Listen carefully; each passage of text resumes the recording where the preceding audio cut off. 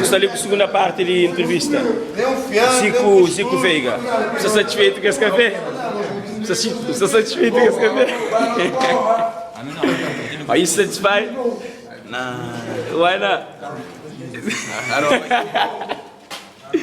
Então passa a palavra para nosso brother, nem Moisés Neymar Lopes. Eu que ainda comigo dando uma entrevista.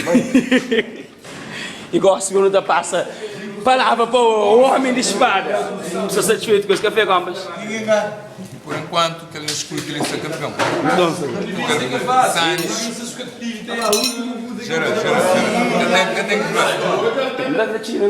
E gosto de passar a palavra para dois rapazes que estão sentados ali, um no telefone, que o outro se relaxa com você, camisa na cabeça, esse que tem leite, esse que tem nesquik, esse que tem pão, esse que tem nada. Pão, olha. Estou com fome, né? Estou com fome, então não gosta de comer? Então não estou a deixar a pasta comer. Deixa mais novo bate para ir mais forte. Então estou campeão. E gosto de passar a palavra para o modelo da equipa, o homem de Ray-Ban, Academics e iPhone, Adidas, BCA, Adidas, o homem da feito. Vamos olhar aqui no que eu comer. Vamos esperar comida que continua. Então você é campeão. É que era. Pulo. Ei! Normal, vou te falar de rico. Vou te dar uns coisas que talvez. Eu vou te levantar a cama, aquela hora, e? Rapaz. E não precisa de acordar um gajo louco aquela hora. Vou te trazer, nem que você. Ora, sempre estou a falar mesmo, moço, português. Vou te falar mesmo, que só sempre.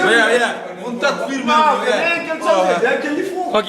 E agora a segunda passa a palavra para Doriva. Calma. Senhora de comida, não te falar depois.